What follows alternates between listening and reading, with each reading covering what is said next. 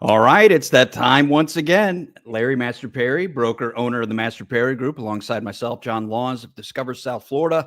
And we are going to be talking about the housing market. It's a new year, two weeks into January of 2025. And wow, it always goes fast, Larry. But before we talk about what's happening in 2025, it seems only appropriate to kind of reflect on 2024 and how the heck we got to this point. So Larry, we're going to start with the housing market of 2024. A lot of good articles out there. One recently from Realtor.com. I know you were poring over that stuff, saying how some of these numbers were bananas. What was your take on the housing market as you see it on a national, point of view? 2025. I know, right? I keep putting in the wrong dates. I'm like, wait, it's not 24, it's 25. Yeah, I always go through that for like the first 3 weeks of the year. By 3 weeks, I mean 3 months. Yeah. Yeah. Man, the 2024 market. There's a good article from Realtor.com on this, right? That we were just kind of going over. Although we also pulled together all our own data here from our local MLS. So we have the hyper granular Boca Raton, South Florida data, right? And then we have this Realtor.com national outlook, which is interesting. Some of it reflects what we're seeing down here, but not all of it. So it's always good to see the local data if we're talking South Florida specifically, or even the city specific. Mm-hmm. Although what we have seen is most of South Florida kind of moves similarly. Like if you're looking at Boca versus Delray versus Boynton Beach, or just any of these cities, West Palm, Fort Lauderdale, there's similar trends, just maybe different medium price points, et cetera. But everything seems to move the same. Let's talk about some of this data. Yeah, let's pull up the 2024 report, which was interesting. So this is the national numbers for December of 2024, and some of the comments they made, which were interesting, was the number of homes actively for sale grew 22% year over year. So inventory's up nationally 22% year over year when you're comparing December of 24 to December of 23. That's usually what that means. And they say that's making it the 14th consecutive month of growth. Despite this, active inventory remains 15.7% lower than pre-pandemic levels, which is 2017 to 2019 data. So this is interesting because this is what we do too, and this is cool because they're doing the same thing that I came up with in my analysis. I was always comparing things to the peak inventory levels, at least locally, of December of 2019, right. And so they're doing the same thing. They're comparing pre-pandemic level numbers to present day. And what we've talked about for so long was the inventory seems like it's going to eventually return to pre-pandemic levels. And nationally, we're about 15% less than pre-pandemic levels. But locally, on the other hand, which is interesting, let's pull up Boca just for an example. Boca, where are we at? So this is our little crazy spreadsheet with a whole bunch of data exported and us playing around and being nerds. Let's see. This is inventory versus December 2019. So December 2019 inventory in Boca was 2,600, whereas December 2024 was 2,552. So we're about 3% less locally here. Suggesting that our inventory is higher than the national average, right? Relative to 2019, which is kind of interesting. So does that surprise you? I mean, I feel like so often as we've been doing these, that it always seemed like Boca Raton and really Palm Beach County for that matter, kind of bucked the national trends. But I guess that doesn't seem to be the case as much this time around. Check this out. This is kind of cool. So I got super curious to answer your question. Is this surprising? What do we think? No, we saw this coming, but this has been a trend, and that's why we saw it coming. Right, active listings from December of 2016 all the way through present day, or at least December of 2024, and you could see Inventory was in 2019, right around here, right? You could see December. So this area was the inventory we're talking about, and they've trended all the way down during the pandemic, and now we're on our way back up. So we're still short from 2019, January. Here's December, January 2019 area. This, you could see everything starting to come down, and now we're seeing that go way back up. So inventory is definitely climbing. It looks like it will continue to climb, especially with what we'll get into in a minute, but interest rates, even though we're rolling into the selling season in South Florida, we're probably going to see inventory continue to climb here. And I think that's one of the key differences between this national data and South Florida data. The seasons are different, right? Mm-hmm. In the Northeast, as an example, you would see, the selling season be maybe spring and summer, right? Mm-hmm. Whereas summer for us down here arguably is a little bit slower, right? Right. As far as demand goes. Yeah. So interesting. So again, I mean, any takeaways, like you're blown away, like, man, I did not see this coming, or is this kind of really on par with what you thought would happen, up to this point? It kind of validates what we're feeling in the field, which mm-hmm. is, carrying anywhere between 30 and 40 listings at any given time, and then working with maybe equivalent to that in buyers at any given moment. You get a feel for how the market is responding and what you can push on and not in any given moment. And this data is now finally catching up, where the data reflects more of what we're feeling in the field. Earlier this year in January, we were talking about this, earlier last year in January, we were talking about this, and we were saying, it feels softer in the field than what the data looks like. Now, I would say the data kind of correlates with how we feel in the field. So as inventory climbs, we lean more towards, call it a buyer's market. And right. So buyers have a little bit more options. And so there's a little bit more negotiating power, and maybe price growth isn't as strong because inventory is climbing. It's not the only statistic that is going to drive price, but it's a factor. And so yeah, I wouldn't say surprised, but relieved that we can actually point to this when we're talking to clients now and say, hey, this is how it feels, and this is actually where the data indicates it is, as far as climate, let's call it that way, in the market. Yeah. Okay. So clearly a lot of things have happened over the course of 2024. We have our trends, but now we take that and we kind of look ahead into 2025 and the inventory growth and things like that. What are your initial thoughts as we're kind of getting this, 2025 party started? Well, what's interesting too, to take it back, and we're going to bounce back and forth probably a bunch here, because when we're trying to guess what's going to happen in the future, we're probably going to look back a little bit. But even the market activity as far as days on market, mm-hmm. The days on market nationally are about 70 days on market as it stands right now, right? And locally, we're higher than that. We're 80s, right? And so nationally, they've seen days on market come down a little bit since pre-pandemic levels.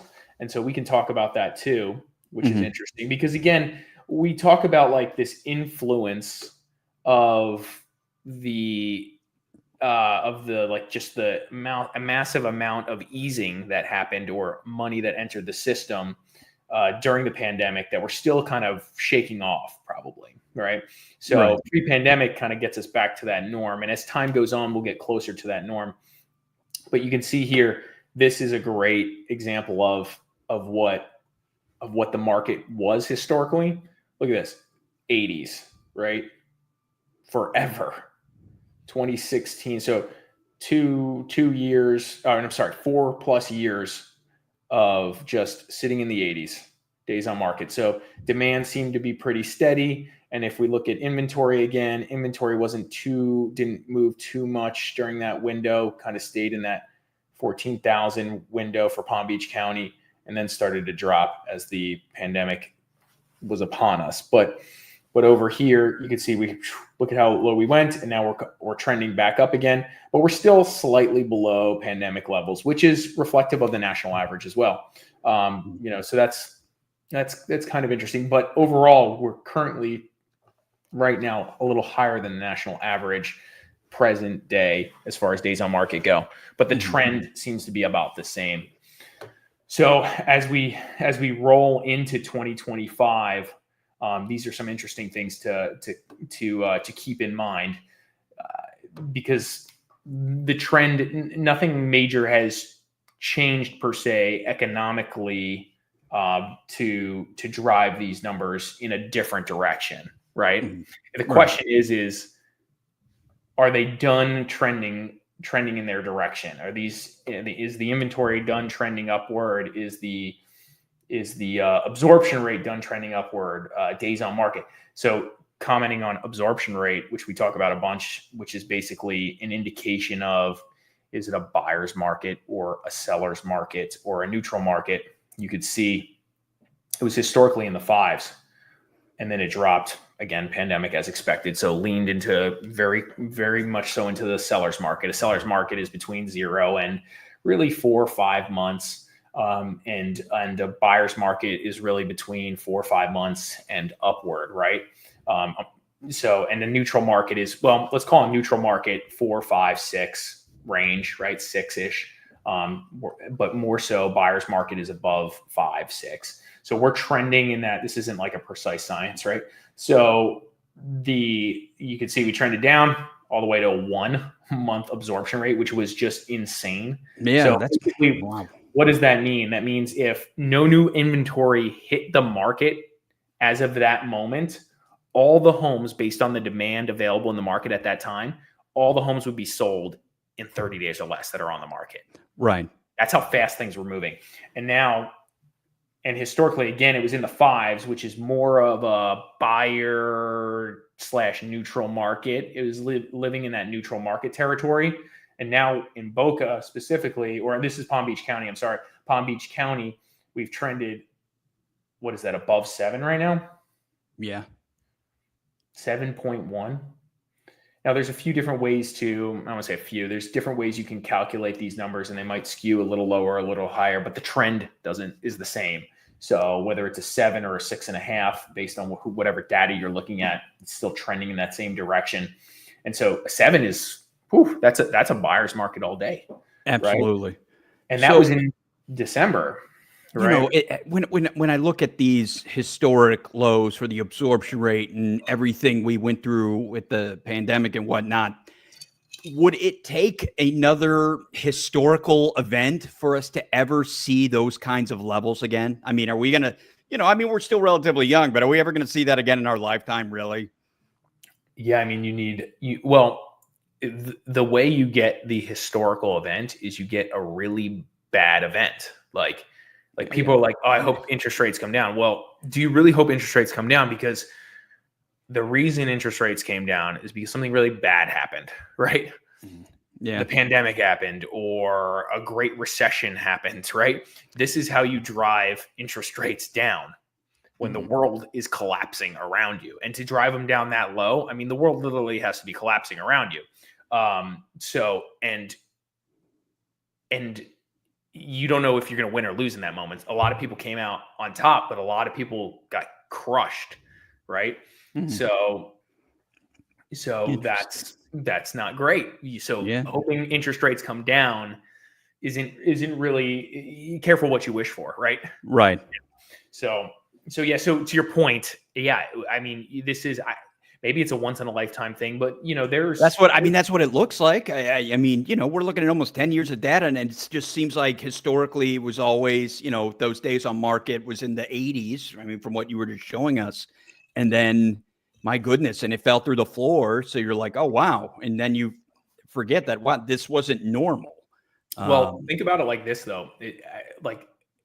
Okay, the pandemic was a once in a lifetime thing, maybe, right? Hopefully. Maybe not, hopefully. Yeah. All right. And then you have the once in a lifetime housing crash, maybe not. 10 years before that. The big bubble burst 10 years before that in the 2000s, the stock market. Let's Right. keep going back. So like, is it really a once in a lifetime thing? I don't know. It's going to be different. Right. Mhm. So, maybe it's an every 10-year thing. Right. Yeah. Well, no, I mean, I So, just, yeah. So all right. there's these major economic events that occur, and they're driving this.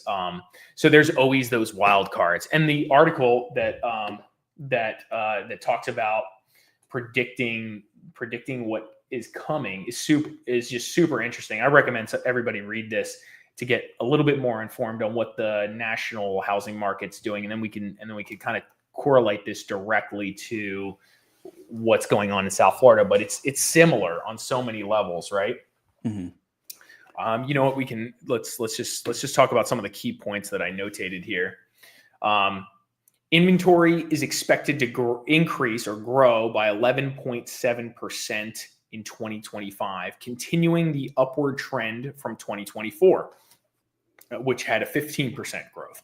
Right. So just to kind of tie this back, so that's a national number. I mean, this is what we're seeing. We're seeing number of listings increase dramatically, right? Yeah.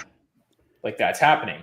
And when you have a lot of listings increase, that means demand is waning, or there's new inventory hitting the market, one of the two, or both. And frankly, it's both. And so you're seeing the market shift, the market change towards a buyer's market because of that. And thus, when more inventory is on the market and it's more of a buyer's market, days on market are going to increase.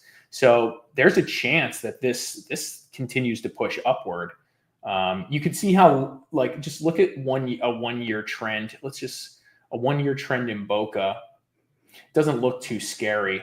Number of listings, 22,000 to above, a little, like, what is that? 20, here you go. 2,100 to now over 2,500. Oh, that's a little intense here. Let's look at the actual stat here. Number of active listings. Let's see, inventory. Here it is, 23% increase in Boca Raton. Yeah. I mean, that's No, bigger I was than looking the at that national earlier. That was a lot. If you compare just a year-over-year metric, Mm-hmm. it's a little lower, but still, this is December in the moment. December compared to December, you're seeing 23%. So that's a pretty big growth rate, right? Yeah. If you continue to see 25% growth year over year, that's pretty substantial, right? We're gonna be way over the December 2019 numbers, which will also signal how much did the absorption rate move, right? Mm-hmm. Just looking at this, absorption rate from January of 24 in Boca was 5.3, and now we're at 6.83, almost a whole, what is that? More than a whole point, right? So are we going to be in the sevens next year, right? Like if this trend continues. I was going to say Palm Beach County's already there. And just to talk shit here, like look at this. Where is this market trends? 30-year mortgage, it's not doing us any favors right now. Mm-hmm. Right? This thing, for a moment, I was in, our team was in like buy mode here, trying to find another multifamily to acquire when it dropped, in September. And we're still in buy mode, but it's just making it way more difficult to get this done when you go from maybe 6.25 rates to 7s. Right. I'm refining a multifamily building right now, and we're probably going to get 7 for it. Other big deals will get lower, and smaller deals will continue to get this like 7% rate.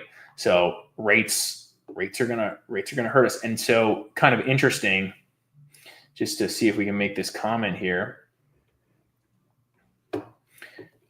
This is interesting. Mortgage rates are expected to keep mortgage rates are expected to keep mortgage payments essentially unchanged in 2025, despite continuing home price growth. So that's the thing. That's why, I mean, it's like, what is it going to take? I mean, aside from, something horrible like a pandemic. Well, listen to this. There's some proponents of like, hey, the new administration might be able to reduce interest rates. I don't think that might be a little bit inaccurate, possibly. Again, I'm not here to predict anything, but but give you my thoughts here. With Donald Trump's victory in 2024's election, the U.S. housing market could see significant shifts from regulatory changes to tax policies and potentially even a recalibration of housing supply and demand dynamics, especially since President-elect Trump is a developer himself. So basically what they're alluding to here, and they say it further down, is Trump's probably going to incentivize builders to build more homes to help make housing more affordable, right? Right. So how do you make housing more affordable? You add more inventory to the market.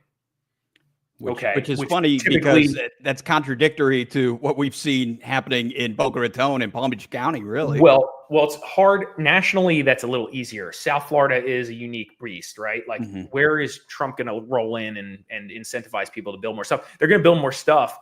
It's just going to be less of it in South Florida because there's nowhere to build, really. And so, and the home prices are just going to be way more expensive than the national average. But I guess my point is as if you do deliver more inventory, what happens to prices? They tend to come down. Right. And so leaning more into a buyer's market again, right? So that's one thing that Trump, the new administration might execute on, which might drive us to more of a buyer's market. On top of that, you have the question around, like, does interest rates change? And most predictions, actually, this is really cool, just to show you this. Where is this? Let me show you, where the heck is it? Here. This is on another chart, but we'll show you it from our data that we've acquired here. So 2025 mortgage rate predictions. Redfin, low 6.2. Let me just read off like 5 to 10 predictions here. 6.2, 5.75, 6, 6.2, 6.3, 6, 6.2, 6. And they're talking about average and highs. It's all in the sixes, right? A high of 7, right? High of 7.25, high of 7.2. So again, like, rates aren't going to move like into the 5s most likely. And they're saying that because there's a good comment on this. And we talked about it too. Let's see. There's all these wild cards. I love it. And we'll comment on that. Where the heck is it? Home sales. Well, they talk about it in here where they say, if the economy continues to do well, which is what any new administration promises, and which is what is maybe expected from the administration that's coming in to basically stimulate the economy further, rates tend to stay higher longer when the economy is good, right? Like, the rates aren't going to adjust downward if the economy is good. There's no reason to no incentive to do it. Yeah. From a Fed perspective, at least, because Fed's trying to control inflation. And if the economy is heating up, i.e. people are doing well, money's being spent, and things are happening, usually the rates will stay where they're at. Unless inflation starts to take off, then it might go higher. So there's this question mark around, like, rates probably won't come lower, and so that's why you see those predictions in the 6s. They're going to fluctuate a little bit, but the Fed is unlikely to make adjustments there, which is kind of interesting. Yeah, I was going to say, no matter what he does, right? Yeah, so it's not that he really controls it, and if we're having a great economy, why would the rates really go down? I mean, there's other reasons rates move, but then what the Fed does, but that's just a general feel from all parties that are predicting this stuff. They really think that rates will stay in the mid 6s, 7s, right? So that's not going to help stimulate the economy. And one of the other things that they were talking about here, which is kind of interesting, as rates kind of sit in the 6-7 range, most sellers or buyers are sellers, and vice versa, sellers are buyers. So if you are thinking about buying and you already have a house that has a rate locked at 3-4% or even 5%, for you to move to a new house, and you're probably going to move up, right? Or move to a more beneficial situation for yourself, you're going to have to spend a lot more money. You're giving up this like cheap deal that you have, this thing that you bought relatively cheaper than the market today. and you have a rate on it that makes your carry cost more affordable than you can get today. And so why would you sell that house? So people stay put. So less demand. So higher interest rates are creating less demand that way. And historically, what was happening is because no one was putting their homes on the market because they had these awesome rates, inventory was staying low. But as time goes on, and they make a comment about it in one of these articles, as time goes on, that like low rate situation or that low rate environment that everyone's holding out on, eventually it goes away because people have to move at some point. Right. Life happens. Yeah. Life happens. So you move. So, and then you got this new rate at 6.5. And now for you to move again, it's no big deal. You're not trading like a low rate or a low living cost for a super high living cost. You're at par. Right. Mm-hmm. So why not move? So as time goes on, we're probably going to see more inventory hit the market, and demand maybe stay about the same. Right. Mm-hmm. So, but I guess, for in your case, obviously operating in a place where people traditionally have always come to retire. I mean, how much do you feel like that affected, getting people to sell because they were locked into these, great rates when they came here to retire ideally on a fixed income? No one really is moving right now opportunistically. Mm-hmm. We're working with people who have had a divorce, a life event, they're moving school zones, they need another room because they just had another kid, they have to downsize, they're moving into assisted living, estate sales, a lot of those, we're doing a lot of those. So it's all the like we have to do stuff moves, not so much the opportunistic, I think I can do better over here, because there really isn't I can do better over here. Everything's expensive, relatively speaking. And so that's not a thing. So it's relocating for work, whatever that is. Right. To your point, life happens. So yeah. So as we're kind of going down and looking at some of these figures, I see, according to some of those realtor.com figures, the top 10 housing metros, and I see Miami, Fort Lauderdale, West Palm Beach on there. So I have to assume it's Dade, Broward and Palm Beach County, a 24% rise in sales with a 9% price growth. So it maintained its position as a key market. Does that surprise you at all? I mean, that the sales numbers were still that high overall for South Florida? To me, it's a little contradictory, right? I feel like a lot of this is. Of what we're talking about. So that's kind of interesting, because it's kind of interesting because also there's an article that we looked at later, or looked at and we had planned to talk about later. We'll talk about it right now because we're just pulling interesting things from all these things. But they talk about the top cities people are leaving, and West Palm and Miami are the top two cities people are leaving, which is, or not top two, they're in the top 10 or something like that, yes. Right? Which is kind of interesting. I don't see any stats saying population continues to grow here, but my belief is that is the case. Even though there's been a fair amount of exodus from West Palm and Miami, according to this data. So that's interesting. That's just interesting. I also question that stat a little bit, but if it is valid, that's kind of unique. It's like people are still retiring. I mean, where else are you gonna go? I mean, I guess you could technically stay wherever you are, but you've been saving for retirement. So this is an interesting point you make. So most of the people that are leaving the area, because we're selling a lot of the homes, right? A lot of our business is selling homes, listing homes for sale. So most of those people are in that boomer generation, right? And they're selling and relocating to more affordable markets. That's what's happening. They've been here for 30 to 60 years, whatever it is, right? They've been here forever. Right. And they were here when South Florida was a very different place. And the development in South Florida has been insane, and they're over it in most cases, plus the affordability piece, plus the downsizing, et cetera. So we see a lot of that. And that could be what data we're seeing show up, and why we're seeing relocation from Miami and West Palm so much, specifically the Palm Beach market. because it's expensive, the storms, and just they want to get out of this environment that they didn't sign up for. You right? Well, Yeah. it's interesting though, as we look at that top 10 list of places where people are leaving, you look at West Palm Beach versus every other one on this list. It's the second lowest behind Houston.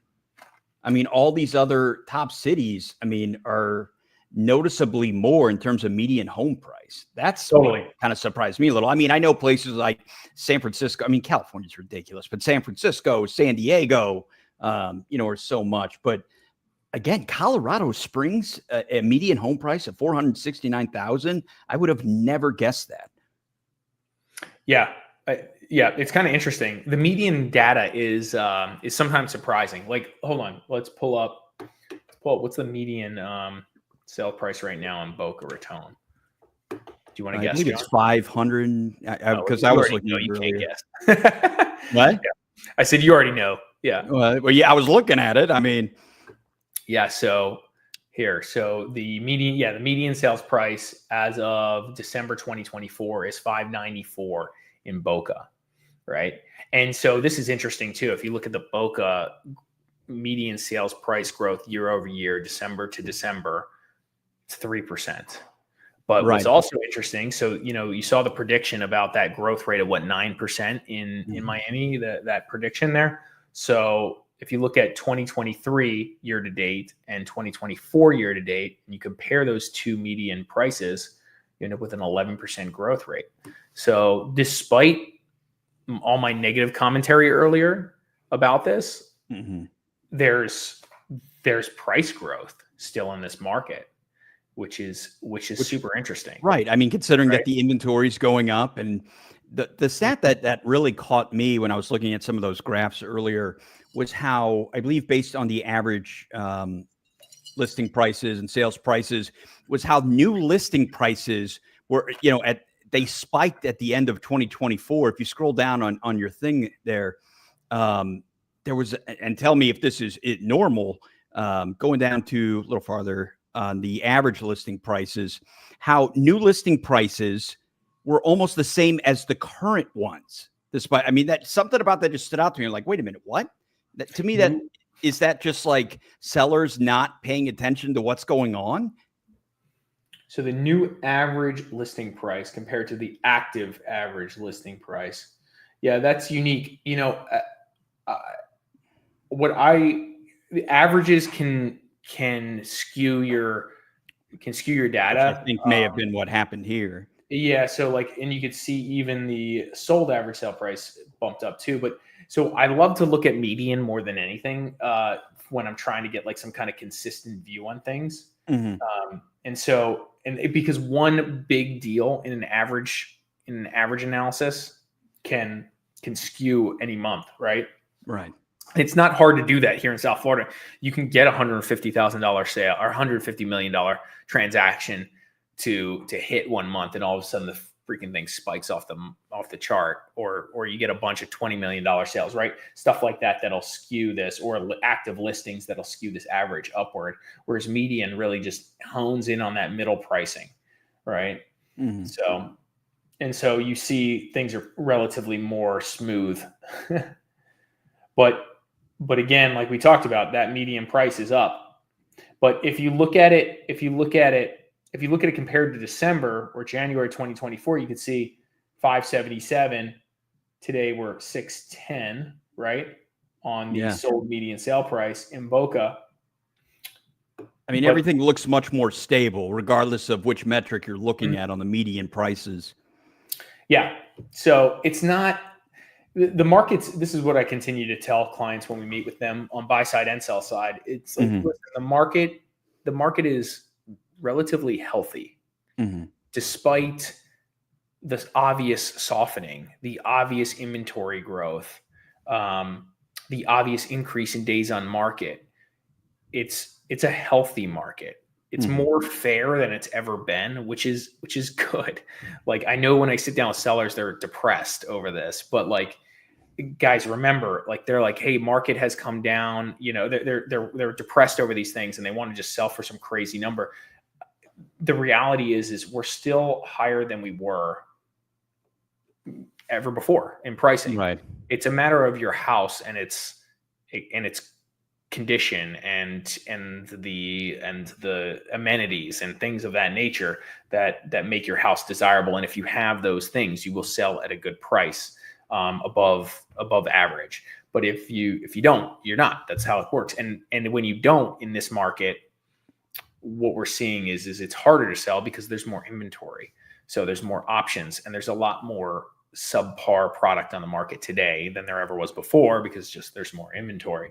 So it's important for sellers to, come to the market ready and prepared. And frankly, it's funny to hear you say that these sellers are depressed, but I'm sure you're probably thinking, well, if you had the chance, you had a couple year window, so clearly you weren't moving for a reason, which is normal, Yeah. Yeah. So it's like, this was unprecedented. If you needed to sell, then great. If you didn't, then, oh, well, it's not like you're going to take a huge hit on it. Right. Exactly. And, it's also interesting. Like if the sellers are depressed, like the buyers are depressed for a different reason, right? It's more expensive to own a home now than ever before. Right. Yeah. So, believe me, so many people, of our generation, younger, that have young families that they want to get a house. It's like, evidently, I guess nationally, that's much more challenging than it's been. You've seen the memes and everything else. Mm-hmm. Yeah. So it's a thing. Yeah, that is. So it is a thing. With that being said, I'm a little bit more cynical on the the South Florida market's going to the moon as far as pricing goes. Mm-hmm. I think it's just tough right now for buyers to buy, which is why things are slowing down. And the trends, I think they're going to continue to a degree. The only trend that I don't think is going to continue is 3 to 11% price growth year over year. Right. The primary driver or reason why that's happening, in my opinion, is the new supply of new construction is near impossible to put into play here in South Florida, or at least in certain areas in South Florida. Boca, one of them. Like the cheapest new construction home is $2 million here in Boca, or $1.5 million, somewhere in that space, right? Yeah. So it's like that's what's keeping prices at bay here in the local South Florida market. Now, as you go north and south of, say, Boca Raton, it opens up a little bit. Maybe there's a little bit more new construction, but for the most part, it's still not enough. And so that's so I think that's what's the saving grace for price stability here in South Florida versus other places. Yeah. So, well, and when we talk about houses, I know we've done several videos on this over the past year. It's a topic that has clearly left a lot of people interested, because whether they're trying to buy into the condo market or just get out of it, the new legislation that's had a profound impact on condos in South Florida with the structural integrity assessment and how that affects HOA prices and so on. It seems like there's still a lot happening with condos and some interesting predictions. What was your take when you saw this South Florida Business Journal putting something out there about the potential price drop in 2025 and beyond? So this is super interesting, right? This is what you and I were talking about beforehand. This is bananas, right? This price prediction for condos in South Florida by none other than the South Florida Business Journal, which is a respected, legitimate, right? Yeah.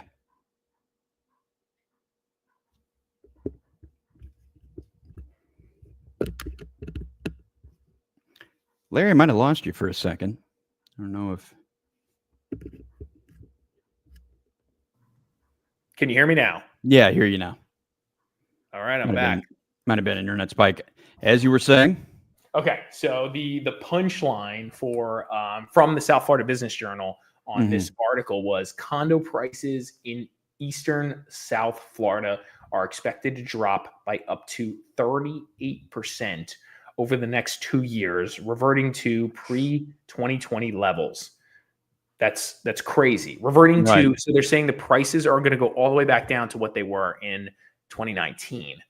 Prices may fall from $379 a foot on average in 2024 to $231 per foot from 2019. So, I mean, that is a huge, that's a bold statement. And so, problem with this, just like sometimes, like there's like what they call the self-fulfilling prophecy, right? And if you YouTube this stuff right now or Google it, I mean, you will get none other than hundreds of people screaming and running from buildings, right? And saying all these crazy things. And so I'm working with clients that believe wholeheartedly in this. And yet they're still like poking around in the condo market. I don't understand, but right. You see the news stories. I mean, some of them are depressing, you know, when you see these condo owners and they're kind of stuck between a rock and a hard place where they're living on a fixed income, but the HOA fees have gone up too much so that they can't afford it. But then because the HOA fees have gone up so much, they're having a hard time unloading it. Yeah, I mean, I'd imagine those stories kind of been going on all over, but it's like, it's funny because when I drive by your place or I'm heading up and down A1A, I mean, a lot of those condo buildings, I see them getting major work done. So clearly, you know, people are trying, at least some buildings are trying to comply with the new laws. It just, you know, it had to happen or you're going to end up with another Surfside, you know, collapse, and don't want that either. So for people who are watching this and haven't any idea what we're talking about, since you and I have talked about this we're just kind of jumping ahead, but there was a collapse, right, in a building here in South Florida, Surfside, and it alerted everyone to the fact that there was, you know, there's deferred maintenance happening and probably poor operations of most of these condo buildings in South Florida, which the state responded to by enacting a whole bunch of new laws, which created a bunch of different things to come from that, which would be like example, requirement to get engineering studies done by the end of 2024, which we know a number of buildings did not get done. That was the regulation by the end of 2024. A whole other story. Yeah, we could talk about that all day. And then, and with those engineering studies, they have to reserve accordingly based on those studies and or do the work that is required based on those studies. And a lot of buildings did not have the reserves, basically could not afford to fix what the engineering studies said they needed to fix. And so there's been assessments as high as hundreds of thousands of dollars for condos that are worth $200,000, $300,000. And so some people are in a real bad spot. There's just different levels of that issue. Then there's insurance, and most of these condos are on the ocean. So insurance costs have gone up dramatically. So the HOA fees overall have just gone to the moon. They've doubled, tripled in some cases. And a lot of these condos are sitting there and unable to sell. So, and because of all that, there's been a lot of news about it. And the general public or buyers who are thinking about buying here have become very skeptical of buying condos in South Florida, thus making lower offers and the demand softening quite a bit for condos. And because of that, prices are softening. Now, they say this up to 38% over the next 2 years. This is interesting. We've been watching this closely. We've been selling a ton of condos in South Florida for a long time. If you pull up the data for the South Florida market, this is kind of interesting. This is the orange number is the median sale data, the sold median sale price, right? Right. And then the sold average sale price. That doesn't look like it's crashing. No, right? It doesn't. Not at all. Wait, it looks like it's going up. Well, and the thing is, obviously working with you, I mean, I know you're still selling condos. I mean, it's clearly not stopping your work. It's harder. There's more complications. It feels like prices are going down. And this is what we said last year in January about the market overall. We said it feels, with the coming from the person who has 30 plus active listings on the market, it feels like prices in the condo market are coming down. Mhm. It feels like there's less demand, but the data doesn't show it. And this is the same exact story we had last year about the market overall. And so the market has, the data has finally caught up to our feeling on some things, but not everything. And so with that being said, I just would encourage anyone who has a condo and that is thinking about selling in the next year, consider what I'm saying right now. Yeah. This is a unique moment. And usually when I feel this, it usually takes 6 months to realize it, maybe even longer. And so that this South Florida Business Journal article, condo prices in Eastern South Florida may drop 38%. I mean, that's a pretty big headline. That's a bold statement. That's a big headline. Yeah, Right. you know, it might be true. It might be true. I'll tell you this, it's not helping buyers jump into the market, that's for sure. So, I mean, like I said, self-fulfilling prophecy. Everybody keeps saying this stuff. So we'll see where this goes. But my prediction for 2025 on this would be prices continue to soften, days on market continue to increase. It continues to get more scary. But note that as I'm watching the market here and work, and this has been a year or more of like buildings really trying to get their act together.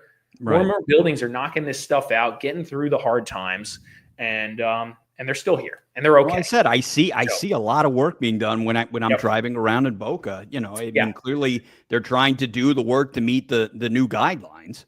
Yeah. So I would say, you know, they're going to work through this. They're going to work it out. To say it's going to go back to 2019 levels, I don't know. Mm-hmm. I don't know if that's the case. That's a pretty big drop. I can see prices not going up at all. I can see prices possibly coming down. I'll tell you, it feels like prices are coming down. Mm-hmm. We have condos on the market right now that were purchased a year ago, and they can't get the same price that they sold for a year ago. So keep that in mind. Like, I see it. I have multiple condos in that $500,000 price range or less that literally were bought a year ago and they cannot sell for the same price. So, I mean, I don't know, that says it all to me. And that's not just one, that's multiples. And we've also had condos we sold for less than what somebody's paid for 2 years ago, substantially less. Has the demographic changed for the buyers you've seen with your transactions, condo buying and selling lately? Not really. Okay. I just wondering, maybe you had more international buyers or younger buyers, or any noticeable change in terms of who normally is trying to buy into this. South Florida is such a melting pot. It's like, man, we're working with everybody. Mm-hmm. You know, we got the out of state, 60-year-olds that are spending 3-6 months here, and planning to eventually retire here, and want the condo, and they want that lifestyle where they can just lock the key and walk away. So that's where a condo really fits for a lot of people. And there's still a lot of people doing that and wanting to do that. You have just the young couple or the young individual that just wants an easy life experience and doesn't want to do any like yard work or deal with the next house, right? And just like, screw it, let's just buy this condo so I have a good place to live. And so you get that, a little less of that in like Boca, and more of it. It's more boomer generation, mostly. That's what I'm saying. Just because I know, particularly over the past few years, how the average age of residents in Boca, in really Palm Beach County in general, despite the fact you have people retiring, that the average age has actually gone down. Younger people that have moved down here. That's why I asked, just knowing all the crazy dynamics with the condo situation, if that was affecting who would be interested in actually getting into it. I think we're seeing more of that transition in the single family house market in South Florida overall. Usually an older individual is selling their home, and a younger couple, 30s, 40s, is buying the single family home. It's usually what we're seeing. And that older couple, in most cases, is relocating out of the area. Right? Gotcha. It's rare that they're that they're sticking around. Yeah. It's less likely. So yeah. All right. So love him or hate him, there is going to be a change in the Oval Office later this month. And it's interesting for a number of reasons, not just because you have a change in regards to political affiliation, but also the fact that we have a president again who comes from a real estate background. So you start to look at what new Donald Trump administration is going to do in terms of its impact on the housing or real estate market. Larry, you've been doing this for a while now. Has there been generally, regardless of, rewind back to to 2008 when Obama came in, or, in 2016 when Trump took over the first time, was there any noticeable change in the housing market? It's interesting. The Redfin article says buyer demand increased 25% year over year on platforms like Redfin the weekend after Trump's reelection, right? And this is despite higher mortgage rates. Enthusiasm for Trump's economic policies has spurred interest among buyers. And I've also heard things like luxury purchases like jets and luxury cars and other things like that spiked dramatically right after. Good. Yeah. Hopefully you're, staying within your means, but obviously, enthusiasm in putting money into the economy is good. So did I actually feel it? Maybe. I don't know if I felt it, so I'm like, or at least it didn't stand out to you. It didn't create a lasting memory when there was a change in presidency. Sometimes it's hard to know in the real estate market. It's like, okay, we just got this deal done. I'm surprised we got it done. Somebody paid this number. Is that continuing to happen right now? It's a little, I keep telling sellers, it's a funky market. Like sometimes we'll put something on the market and man, we'll knock it out and it'll be great. And I'll be like, oh my gosh, I can't believe we sold for that price. That's a big win. On the other hand, we'll put something on the market. I'm like, this is value. This makes sense. And it's fair. And it sits. And then we're making price adjustments. And we're like, why is this happening? Right. So we're seeing both sides of this. And we're still feeling that. And again, remember, South Florida, November, December, holidays. It's a weird time to really get a handle on what the market's really doing because of the holidays, because of the early winter season. Usually seasonality impacts are late January, then February, March, and April. That's the window for like the sweet spot. And so like, it's hard to say. It's hard to say right now. I don't have an opinion of that. This is interesting. Rates surged to 7.13 after the election, up from 6.20 in October of 2024, driven by expectations of higher tariffs and inflation under the new administration. Rates have since eased to 6.92, but remain near 6-month highs, which is interesting. So again, back to our commentary earlier, new administration, while there's belief that it will bring a better real estate environment and maybe increase prices for sellers. That's what some of my sellers feel. It's not helping the rates probably go down. At least it doesn't seem that way. So, and that doesn't help buyers, and then thus that doesn't really help sellers. So, right. Yeah. It is so interesting. Not like we haven't seen Donald Trump as president before, but the fact, again, that you've brought in someone who has a real estate background, who I'm sure in the back of his mind, in every decision he makes, he's probably thinking about the potential economic impacts on the real estate market, because that's how he's wired. That's what he did forever. That's what he knows really well. Right. Yeah. This is interesting too. There's bipartisan pressure for the administration to address $2 to $5 million home shortage. So they're saying there's about a $5 million, not $1 billion, million home shortage. So they're saying there's about 5 million homes, or about 5 million homes short of what we should be to have a normal market, whatever that means. Nationally, and, right. I'm just like, where are we going to stick these $2 to $5 million homes? I mean, granted, if you've ever been to like Central Texas and stuff, there's a lot of open space there. I'm saying, yeah, when you go cross country, you notice they're like, wow, we still do have a lot of open space. And that's why you're seeing softer sometimes markets in those areas, because there was so much home construction and there's so much stuff there. That's why prices are lower there versus South Florida overall. So No, So, entirely. I'm telling you, and this dates back like 10, 15 years. Still with, the Dallas Fort Worth Metroplex market, as they call it, with the constant building out there. I know Houston's the same way. I think that's always going to be their advantage is they have so much more land to work with. Yeah, exactly. So you're going to get a very unique. It's a different buyer here or a different homeowner, buyer, occupant here in South Florida because prices are high. So you have to have high wage earning people running around here to afford the average home in Boca of 600 grand, right? So it's just different versus the average home in Texas somewhere is probably like 300 a fraction of that. Right? And I've learned that just from social media, following some of those accounts that do the great videos of the home walkthroughs and stuff. And it's like, see what $275,000 will get you in McKinney, Texas, which is just north of Dallas. And, it's like a mansion. And then I'm like looking at, something of a comparable price here that's a shack. Again, as it always goes, location, location, location. Yeah. So I think we can expect that this new administration is going to increase supply or incentivize builders to build more. Again, Trump being a developer, that's probably part of the play anyway. But it's bipartisan at this point, according to all these articles. So we'll probably see more homes built nationally, but that really is not going to help our little market here in South Florida. Our supply is kind of locked to a degree.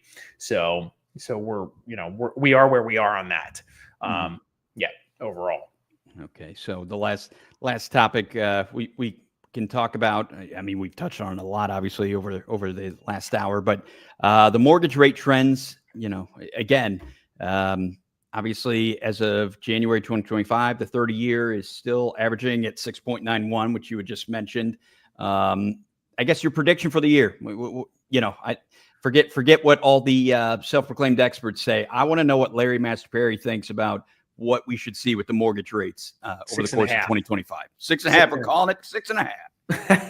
That's what it is. All right. 6.5. I don't know. It would be, there's these outlier circumstances, which we talked about, crazy situations that could come up. But if there's no crazy circumstance, I see rates coming down a little bit, but not to a level where it's going to be very helpful or swing values up higher, substantially higher. I don't see that working in a seller's favor. And it's going to be minimal on how it's going to impact a buyer as well. So that's my thoughts. And that kind of takes us into, will it be a buyer's market or a seller's market in 2025? Right.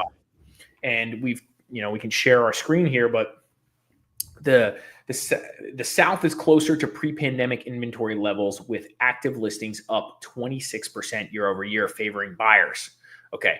And so if we say that's the article there, and then we just say, hey, where's the absorption rate? Because that's usually a great indicator. If we just talk Palm Beach County, we already showed you this chart, but we'll show it again just for fun here. Absorption rate sitting in, what is this? We're sitting at we're sitting almost in the sevens. We're in the sevens. I'm sorry. So we're in a buyer's market, baby. We're in a buyer's market now. I don't expect this trend to change very much, right? In fact, as there might be a pickup in demand as we enter the selling season in South Florida, January, February, March, April, a little bit of May. But really we're going to see a pickup in inventory as well. And so again, inventory is picking up. And so it's likely to lean towards a buyer's market. And so that means, some frustrating things will occur for sellers, right? We're going to get into an inspection period. You're not going to be able to just say, take it or leave it, buddy, like we used to all the time, right? You're going to actually have to make some repairs. You're going to have to give some concessions. These things will happen. You will have these conversations. Had that been what was happening? With a lot of you, really? All the time right now. All the time. And I have the constant I have this conversation all the time, every single day, frankly, or at least 3 to 4 times a week, because that's how many houses we're moving in a week. It's hey, I understand this request is a little ridiculous. I understand that's how you feel, Mr. Seller. The buyer found these things on the inspection report, and the reality is we don't have any other offers in hand. So why don't we just address most of these and see if we can get them to just move forward. And that's what we do. And it's like, hey, I want you to caulk the bathroom, the bathroom toilet, or the, these different things. It's like really small, but like, hey, do it and lock this deal up, instead of aggravate the buyer who is timid and might walk away. That's the conversations we're having. And then sometimes it's bigger. I mean, hey, fix the roof. Hey, we need a $20,000 credit. We're getting a range of these things, in that like sub $1 million price point, usually. So, and then the higher price points, the expectation is that this is delivered ready to go. And if it's not, we have a punch list for you guys. So gotcha. We try to negotiate our way out of that, but every situation is unique. Yeah. No, and that just, I mean, I've noticed the one other thing, if you go back to your dashboard, the absorption rates, I noticed like when you got to the high end homes, the $1.5 million plus seemed like it was doing better than, or who was right here. Yeah, that was because I feel like that's an important stat we kind of overlook sometimes. Oh yeah, let's talk about price points, Yeah. So like, check this out. So this is like the sweet spot in Boca. This is Boca specific. So the sweet spot in Boca is that $500,000 to $750,000 price range, right? And this like sub million, like this area is where we're seeing it's most favorable for the seller, right? Overall, because this is a 5. So the lower the number, the more favorable for the seller. The higher the number, the more favorable for the buyer when it comes to absorption rate. And we've talked about this a number of times and explained it. But you see like 751 million, that absorption rate is slightly lower and it's dropped in December. So you have to take some of this with a grain of salt because look, last year the 500 to 750 range was the absorption rate was better. So I'd tell you like this range, that 500 to 1 million or sub 1 million range is still a little bit more competitive. But I spent a lot of time in this range, this like 800 to $1 million to $2 million range. And I'll tell you, it's still not, super fun for the seller overall. What's interesting though, is check this out. Anything over 1.5 million has leaned heavy buyer's market. In Boca. We've just seen heavy days on market. Now, I have some thoughts about this. The stuff that's, over 1.5 million, you're starting to see a lot not a lot, but there's a heavy amount of new construction in Boca that's like spec builds, right? And they sit on market for a while because usually they put them on market before they're even broken ground sometimes. Oh, those you're talking about like those planned communities out west and some of those. No, not even the planned communities, like the East Boca stuff, like where you and I run around all the time. Oh, yeah. They're knocking them down, like in the one-off builders, the guys that are doing like one home and then they're doing another one down the street. Those guys, and so some of these guys are putting them on pretty early. So they'll sit on the market 300 days, but most luxury buyers are like not really into hanging out and waiting a year for their house to get built. So it's usually harder to sell a home that is not completed. Also, a lot of times they don't mark them closed or pending when they go under contract on them because they want to keep the buyer demand coming through, and so and or protect to make sure they have a backup just in case that current buyer backs out, and or push them to another deal if a new buyer comes in. And so they don't mark them pending sometimes. So this stat I feel like is skewed a little bit.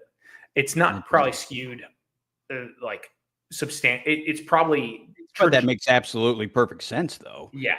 The trend is true. The trend that absorption rate is probably higher in the higher end stuff is true. And it might be, I don't know, 10 months, which is still pretty high. That's a buyer's market, right? So 9 months of absorption. So it's interesting to see that though. So the luxury stuff is softening still as well. But when you're running around in the luxury stuff, like we have a few listings in the 6s, right? 7s right now. And yeah, it's a little softer, but they're still getting done. Again, market is healthy. That's the theme. Market is healthy. And that's what we're seeing in Boca. Even though it's softening quite a bit, market's healthy. Well, hey, and at the end of the day, that's all you can really ask for, or another pandemic, which God help us all. I hope that does not happen again. Yeah. I guess, Larry, unless there's anything else you want to add to this, I think we're good here. Yeah, I think that's good. That's right. I was We gonna can say, go all touched on day some on this. good stuff. I would say we had a lot that are still. I think we can talk about next time. So that was very very insightful. Larry Mastropieri, broker owner of the Mastropieri Group. All right. Well, glad everyone was able to tune in. I hope you enjoyed this. And of course, we're always on at this time, 6:30 p.m. Eastern on Thursdays. So if you liked this, make sure to like, subscribe, comment, all the good stuff. So All that stuff. all that stuff. On behalf of Larry Mastropieri, I'm John Laws. Thanks for tuning in. We'll see you on the next one.